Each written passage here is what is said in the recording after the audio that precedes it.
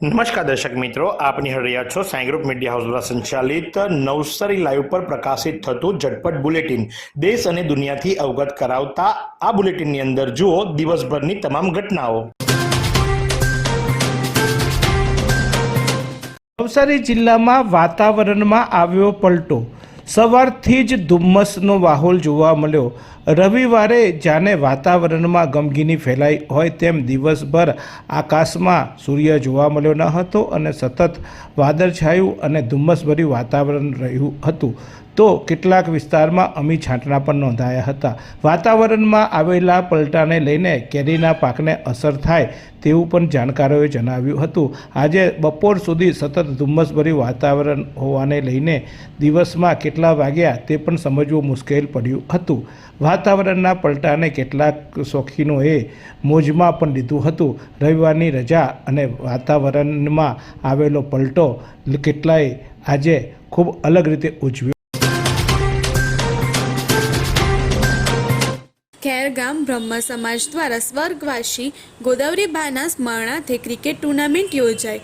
ખેરગામ બ્રહ્મ સમાજ દ્વારા સ્વર્ગવાસી ગોદાવરીબાના સ્મરણાર્થે વલસાડ જિલ્લાની 9 ટીમો, એક ખેરગામ કૃષ્ણ શુક્લ, ખેરગામ બી દર્શન જોશી, ધરમપુર એ પ્રતિક જોશી, રુદ્ર એ દીપક વાળાંગર, રુદ્ર બી જિગ્નેશ વાળાંગર, સોમનાથ મુકેશ જાની, વલસાડ ક્રિકેટ જાની, હરિઓમ કેવલ દવે, મહાકાલ ધ્રુમિલ જોશી સહિત 9 ટીમોના ક્રિકેટ ટુર્નામેન્ટ પ્રફુલભાઈ શુક્લ દ્વારા સ્વાગત કરવામાં આવ્યું હતું।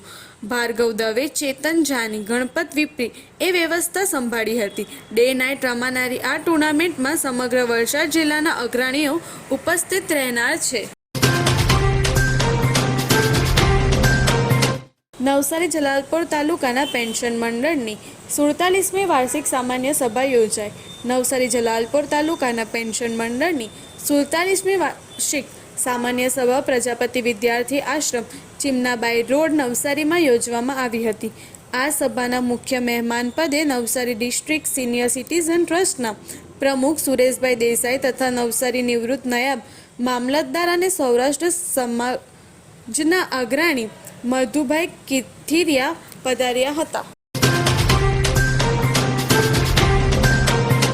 આચાવાણીમાં પ્રફુલભાઈ શુક્લની 877મી રામકથાનો આરંભ થયો।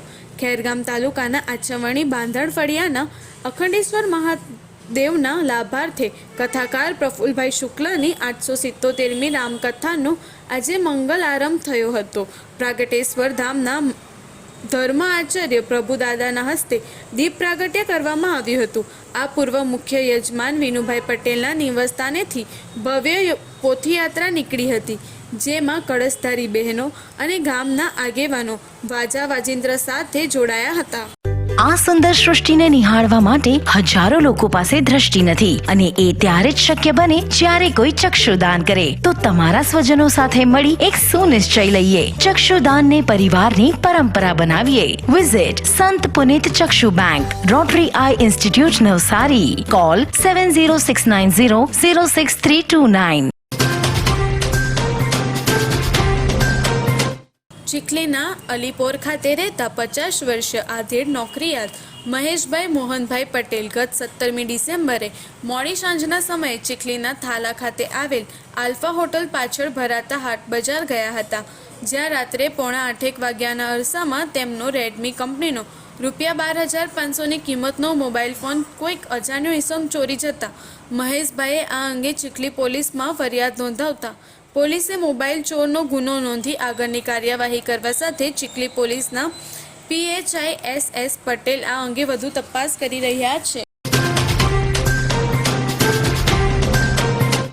નવસારીના મરોલી 4 રસ્તા ખાતે કાયસર ટેમ્પો ચાલકે દારૂના નશામાં પોતાનો ટેમ્પો બાજુમાં ઊભેલી ઇકો કારમાં અકસ્માત સર્જ્યો હતો અને જેના કારણે ઇકો કાર અને ઇકો કારની આગળ ઊભેલા પિકઅપમાં અથડાતા ભારે નુકસાન થવા પામ્યું છે। GJ1ET 1914 નામનો કાયસર tempo Eco car number GJ21CB 8447માં અથડાયો હતો। પાછળથી અકસ્માત સર્જાયો, પણ જોકે સદનસીબે આ ઘટનામાં ઇકો ચાલક કારમાં સવાર ન હોવાના કારણે કોઈ જાનહાનિ થવા પામી નથી, પરંતુ ઇકો કારને ભારે નુકસાન થવા પામ્યું છે।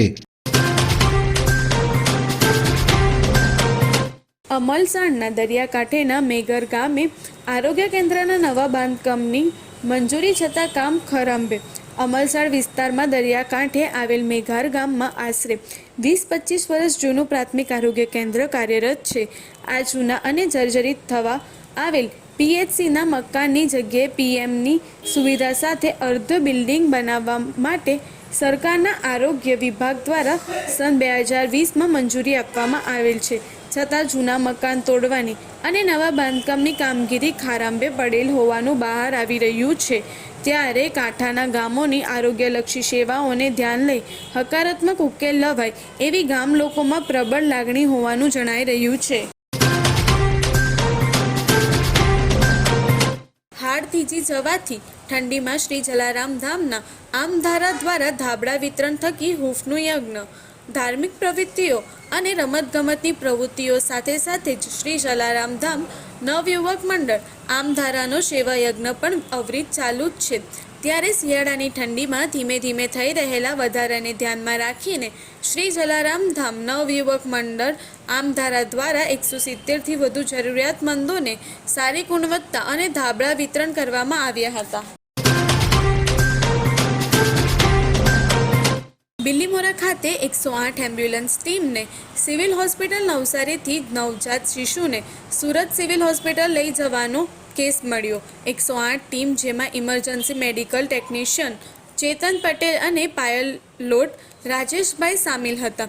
તાત્કાલિક સ્થળ પર પહોંચીને નવજાત બાળકને ઓછું વજન 1.310 કિગ્રાને 8 મહિને જન્મ્યું હોવાને અને શ્વાસની તકલીફ હોવાને વેન્ટિલેટર પર વધુ સારવાર માટે લઈ જવા તરત જ ઈએમટી ચેતનભાઈ પોતાની તજજ્ઞતા અને શાંતિપૂર્વક કૌશલ્ય અને ધ્યાનપૂર્વક નવજાત બાળકને સફળતાપૂર્વક 108 એમ્બ્યુલન્સમાં વેન્ટિલેટર પર રાખી તરત જ અમદાવાદ હેડ ઓફિસના emergency response centre physician doctor Dave madam અને સિવિલ હોસ્પિટલના ડૉક્ટરના માર્ગદર્શન હેઠળ બાળકને તાત્કાલિક વેન્ટિલેટર પર રાખી તે પછી વધુ સારવાર માટે સુરત સિવિલ હોસ્પિટલમાં દાખલ કરવામાં આવ્યા.